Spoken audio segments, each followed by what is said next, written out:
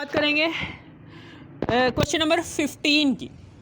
ये है chapter number 1 class 11 chapter number 1 exercise का क्वेश्चन नंबर 15 है। उसमें वो कह रहा है कि ग्लूकोज है C6H12O6 is the most important nutrient. बहुत ही अहम न्यूट्रिएंट है ये इन द सेल में बहुत ही अहम ग्लूकोज एक न्यूट्रिएंट होता है for generating chemical potential energy, जो जनरेट करता है पोटेंशियल एनर्जी को, केमिकल पोटेंशियल एनर्जी।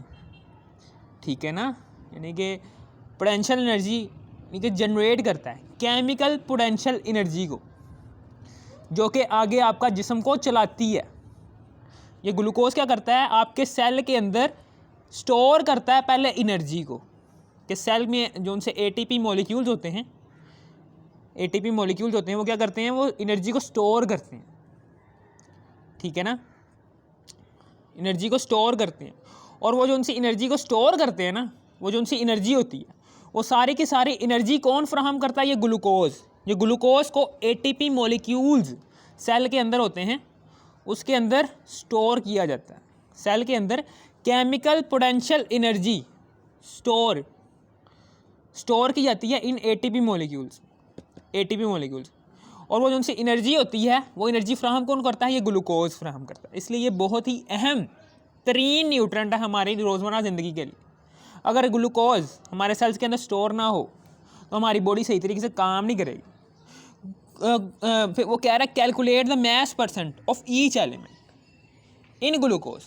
कह रहा है कि कैलकुलेट करो मास परसेंट ऑफ ईच एलिमेंट, यानी कि percentage of each element calculate करनी है। ग्लूकोज में जितने भी एलिमेंट्स पाए जाते हैं, यानी कि carbon percentage of carbon element भी फाइंड आउट करनी है, परसेंटेज ऑफ हाइड्रोजन एलिमेंट भी फाइंड आउट करनी है, परसेंटेज ऑफ ऑक्सीजन एलिमेंट भी फाइंड आउट करनी है। पहले हम यहाँ तक कर लेते हैं, मास परसेंट फाइंड आउट करते हैं। सबसे पहले हम फाइंड आउट करते हैं इसकी मोलर मास फाइंड आउट करते हैं। Molar mass of C6H12O6 is equal to, इसका मोलर मास क्या होता है, 6 कार्बन का होता है 12 जमा 12 हाइड्रोजन का होता है 1, फिर जमा 6 ऑक्सीजन का होता है 16। तो यहाँ पर आ जाएगा हमारे पास 180, क्या आ गया, 180 ग्राम पर मोल। यह आ गया है मोलर मास किसका, ग्लूकोज का मोलर मास आ गया है ये। ठीक है ना, अब हम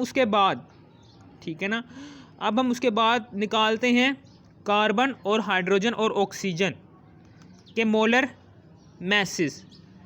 ठीक है ना, सबसे हम पहले मोलर मैस ऑफ, यहाँ पर C6H12O6 में कार्बन एलिमेंट के कितने एटम्स नज़र आ रहे हैं, कार्बन एलिमेंट के कितने एटम्स नज़र आ रहे हैं, 6 एटम्स। तो 6 को मल्टीप्लाई कर देंगे 12 के एटॉमिक कार्बन के एटॉमिक मैस से, 12 से, तो मोलर मैस ऑफ कार्बन आ गया हमारे पास 72 ग्राम पर मोल। फिर इसी तरीके से मोलर मैस हमने निकालना है किसका, हाइड्रोजन का, वो भी हमने निकालना है। मोलर मैस ऑफ हाइड्रोजन हमने निकालना है। वो कैसे निकालेंगे कि हमने हाइड्रोजन के कितने एटम्स आपको नज़र आ रहे हैं, हाइड्रोजन एलिमेंट के 12 एटम्स नज़र आ रहे हैं, तो 12 को मल्टीप्लाई कर देंगे हाइड्रोजन के एटॉमिक मैस जो कि होता है 1, तो ये आ गया 12 ग्राम पर मोल। ठीक है, और फिर molar mass of oxygen is equal to 6 oxygen element के 6 एटम्स है ना, तो 6 को मल्टीप्लाई कर देंगे ऑक्सीजन के एटॉमिक मैस से जो कि होता है 16। 16 को जब हम मल्टीप्लाई करते हैं 6 के साथ, तो 96 ग्राम पर मोल आ जाता है। ये आ गया। ठीक है ना, इस तरीके से हमारे पास आ गया। अब हम उसके बाद आगे की बात करने जा रहा हूँ कि यहाँ पर हमने परसेंटेज ऑफ कार्बन पहले निकालनी है, तो परसेंटेज ऑफ कार्बन निकाल दें। सबसे पहले परसेंटेज, फार्मूला एक ही लगना है, टेंशन नहीं लगनी। Percentage of carbon is equal to, ठीक है ना, ये वाला फार्मूला लगना है, मैं लिख देता हूँ यहाँ पर, percentage of element is equal to mass, molar mass of element, यानी कि एलिमेंट का मोलर मास आ जाएगा ओवर, नीचे आ जाएगा मोलर मास ऑफ कंपाउंड, यानी कि वो एलिमेंट जिस कंपाउंड के अंदर एग्जिस्ट करता है उस कंपाउंड पूरे का मोलर मास नीचे आ जाएगा। इसी तरीके से percentage of element, percentage of carbon is equal to molar mass of element. क्या है? Molar mass of element, molar mass of element यानी कि मोलर मास ऑफ कार्बन ऊपर हम लिखेंगे वो आया है, वो इस एलिमेंट के अंदर, इस कंपाउंड के अंदर मोलर मास कार्बन का कितना आ रहा था? 72 ग्राम पर मोल, तो 72 लिख देंगे ओवर, और मोलर मास ऑफ कंपाउंड, जिस कंपाउंड के अंदर कार्बन एलिमेंट का इतना मोलर मास आ रहा था उस कंपाउंड पूरे का मोलर मास 180, इसको मल्टीप्लाई कर देंगे 100 के साथ, यहाँ पर आ गया 40%। ठीक है ना। अब हम आगे बात करते हैं परसेंटेज ऑफ हाइड्रोजन। यहाँ पर ग्राम पर मोल, इसका भी यूनिट है मोलर मास का, मोलर मास ऑफ एलिमेंट और मोलर मास ऑफ कंपाउंड। चूँकि मोलर मास का यूनिट होता है ग्राम पर मोल, इधर भी ग्राम पर मोल आएगा, नीचे भी ग्राम पर मोल आएगा, दोनों एक दूसरे को कैंसिल कर देंगे और बचेगा कुछ भी नहीं। निकालनी हमने परसेंटेज थी तो इस मिकदार के साथ परसेंटेज आ जाएगा। अगर आप परसेंटेज नहीं लगाओगे ना तो यह आपका सवाल गलत भी कर सकता है, वो मुमतहिनों ने सवाल चेक करने वाला है।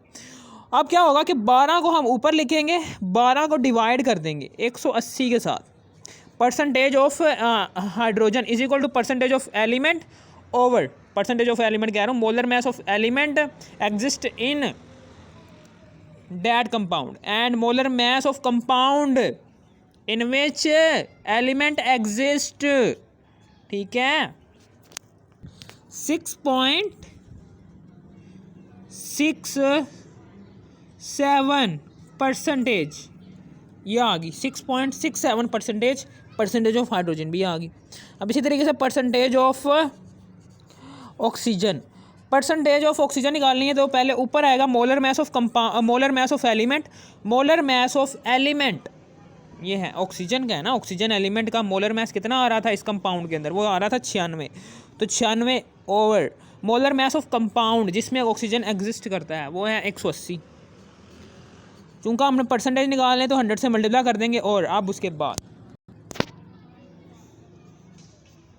53.33% ये आ गया।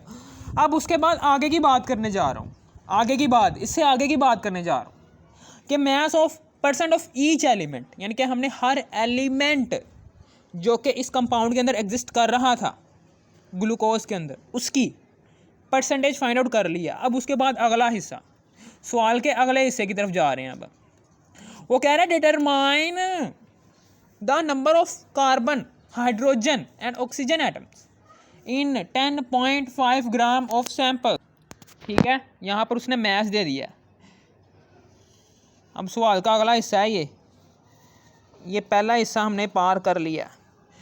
अगले हिस्से में उसने मास ऑफ ग्लूकोज दे दिया, यानी कि मास ऑफ C6H12O6, यानी कि इसका मास दे दिया, वो दे दिया है 10.5 ग्राम, और जबकि इसका मोलर मास ऑफ C6H12O6 ये क्या होता है? 180 ग्राम पर मोल। ठीक है ना, ये मोलर मास आ गया। अब हम उसके नंबर ऑफ मोल्स निकालते हैं। नंबर ऑफ मोल्स ऑफ, पता है किसके निकालने हैं? ग्लूकोज के निकालने हैं। तो is equal to N is equal to mass over molar mass. Mass था इसका 10.5 और मोलर मास अभी हमने 180 निकाला है। तो अब इसका मोलर मास आ गया, क्या आ गया? 0.058 मोल आ गए। 0.0583 लिख दो आगे, मोल आ गए। ये नंबर ऑफ मोल्स हमने निकाल ली हैं ग्लूकोज के नंबर ऑफ मोल्स हमने निकाल ली हैं। अब टेंशन ना लो। अब हमने निकालने के हैं, वो कह रहा है कि determine the number of carbon hydrogen and oxygen atoms. वो कह रहा है number of hydrogen, carbon hydrogen and oxygen atoms निकालो इस पूरे के पूरे कंपाउंड के अंदर। Number of carbon hydrogen and oxygen atoms निकालो। हमें पता है कि 1 मोल ऑफ ग्लूकोज के अंदर कार्बन एटम्स की तादाद कितनी है? 6 है। कार्बन एटम 6 नज़र आ रहे हैं ना, तो हम लिखेंगे 6 मोल हैं जी ऑफ कार्बन एटम्स के एग्जिस्ट कर रहे हैं 1 मोल ऑफ ग्लूकोज में। अब हम क्या करेंगे, इस 6 को हमें पता है कि 1 मोल में एवोगैड्रोस नंबर ऑफ पार्टिकल्स होते हैं, तो 6 को मल्टीप्लाई कर देंगे 6.02 मल्टीप्लाई बाय 10 की पावर्स 23। ठीक है। अब उसके बाद 6 को मल्टीप्लाई कर देंगे 6.02 से। अब हम 36.12 मल्टीप्लाई कर देंगे 10 की पावर्स 23 से। इस पॉइंट को हम पीछे आगे से लेकर आ रहे हैं ना इस पॉइंट को, इसलिए इसमें जमा हो जाएगा 3.612 मल्टीप्लाई बाय 10 की पावर्स, एक जमा कर देंगे क्योंकि हम आगे से पॉइंट को लेकर आ रहे हैं, तो 24 जमा हो गया, 24 आ गया कि इतने कार्बन एटम्स एग्जिस्ट करते हैं। अब हम क्या करेंगे, अब हमें पता है कि इतने कार्बन एटम्स तो एग्जिस्ट कर रहे हैं 1 मोल ऑफ C6H12O6 में, लेकिन 1 मोल ऑफ C6H12O6 में जो से कार्बन एटम्स एग्जिस्ट कर रहे हैं वो इतने कर रहे हैं, लेकिन हमने 0.0583 मोल ऑफ ग्लूकोज में देखना चाहते हैं, तो हम दोनों तरफ 0.0583 मोल ऑफ ग्लूकोज से मल्टीप्लाई कर देंगे, दोनों तरफ मल्टीप्लाई कर देंगे 0.0583, इसको मल्टीप्लाई कर देंगे 3.612, इसको मल्टीप्लाई कर देंगे 10 की पावर्स 24 से। यहाँ पर आ जाएगा हमारे पास आंसर 0.2105 मल्टीप्लाई 10 की पावर्स 24। अब हमने इस पॉइंट को हमने पीछे से आगे की तरफ लेकर आ रहे हैं, तो अब क्या होगा, चूँकि हम इस पॉइंट को डिजिट से पीछे से लेकर आ रहे हैं ना, यहाँ से पीछे से लेकर आ रहे हैं, तो एक डिजिट क्रॉस करके आ रहा है पॉइंट, तो हम एक को माइनस कर देंगे 24 से, तो 10 की पावर्स 23 आ जाएगी। इतने कार्बन एटम्स एग्जिस्ट करते हैं, इतने नंबर ऑफ मोल्स में ग्लूकोज के। ठीक है ना, समझ आ गई।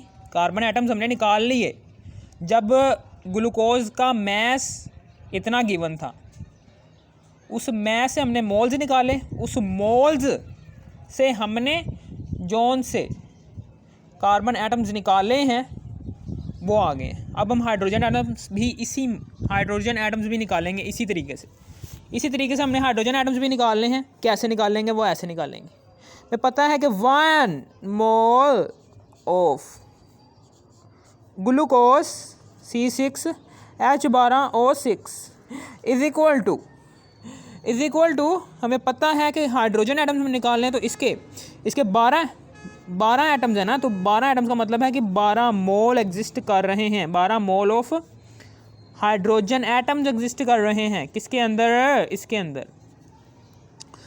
तो अब हम क्या करेंगे, अब हम 12 को मल्टीप्लाई कर देंगे। 1 मोल में कितने नंबर ऑफ पार्टिकल्स होते हैं? 6.02 मल्टीप्लाई बाय 10 की पावर्स 23 हाइड्रोजन एटम्स होते हैं।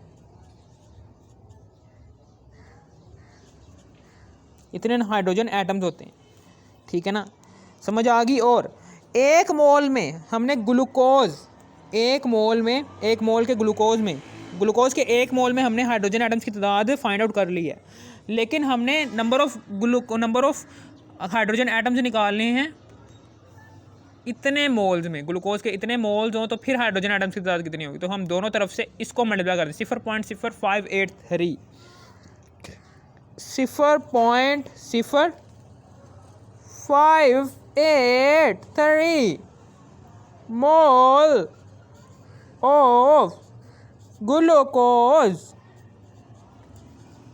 Is equal to 0.0583। इसको मल्टीप्लाई कर देंगे 12 से, इसको मल्टीप्लाई कर देंगे 6.02 मल्टीप्लाई बाय 10 की पावर 23 से। हमारे पास 4.2115 मल्टीप्लाई बाय 10 की पावर 23। इतने नंबर ऑफ ग्लूकोज के इतने मोल हमारे पास आ चुके हैं, यानी कि ग्लूकोज के इतने मोल्स में जो उनसे हाइड्रोजन एटम्स एग्जिस्ट कर रहे थे वो हमने निकाल लिए हैं, ठीक है ना। इतने अब हम निकालेंगे इसके, यानी कि 1 मोल उधर 1 मोल ऑफ C6, बल्कि यहाँ पर नहीं, हम यहाँ पर ऐसे करके ऐसे ले जाएंगे। तो पता है कि 1 मोल ऑफ ग्लूकोज C6H12O6 में ऑक्सीजन एटम्स कितने हैं? 6 हैं। ऑक्सीजन एटम की तादाद 6 नज़र आ रही है ना, तो यहाँ पर आ जाएगा 6 मोल ऑफ ऑक्सीजन एटम्स, ठीक है। अब हमें पता है कि 1 मोल में नंबर ऑफ पार्टिकल्स होते हैं वो गैडोज नंबर के बराबर, तो 6.02 मल्टीप्लाई बाय 10 की पावर 23 ऑक्सीजन एटम्स आ जाएंगे। अब हम क्या करेंगे, दोनों तरफ मल्टीप्लाई कर देंगे। हमने 1 मोल में नहीं देखना ऑक्सीजन के एटम्स कितने हैं, हमने इतने मोल्स में देखने, इतने मोल्स में ऑक्सीजन के एटम्स कितने हैं। सवाल के मुताबिक हमने जो सा मैस से मोल्स निकाले हैं ग्लूकोज के, उन मोल्स के मुताबिक हमने चलना है और उन मोल्स के मुताबिक ही हमने सारे के सारे एटम्स फाइंड आउट करने हैं। इसलिए हम इन मोल्स को मल्टीप्लाई कर देंगे दोनों तरफ। 0.0583 जब 1 से मल्टीप्लाई होगा तो वापस वही का वही आ जाएगा, mole of C6H12O6 is equal to 0.0583 multiply by 6 multiply by 6.02 multiply by 10 की पावर 23। अब इन तीनों को तो हमारे पास आ गया जवाब 2.1057 मल्टीप्लाई बाय 10 की पावर 23 ऑक्सीजन एटम्स आ जाएंगे जब ग्लूकोज के इतने मोल्स हों। अब इस तरीके से हमने दोनों के दोनों पार्ट्स क्वेश्चन नंबर 15 के हल कर लिए हैं। सबसे पहले तो हमने परसेंटेजेस फाइंड आउट की, परसेंटेजेस हर एलिमेंट की, ग्लूकोज में मौजूद हर एलिमेंट की हमने परसेंटेजेस निकाल ली। फिर उसके बाद उसने कहा कि ग्लूकोज का अगर इतना मैस हो, वो कह रहा है इतने मैस के अंदर कितने कितने एटम्स होंगे, वो एटम्स फाइंड आउट करें। फिर हमने ग्लूकोज के इतने मैस से मोल्स फाइंड आउट किए और उन मोल्स से हमने ग्लूकोज के अंदर कार्बन, हाइड्रोजन और ऑक्सीजन एटम्स की तादाद फाइंड आउट कर ली, जो कि ये थी। अगर आपको इस वीडियो की समझ आ गई हो तो इस वीडियो को कर दो लाइक और सब्सक्राइब और शेयर भी कर देना। Thanks for watching me.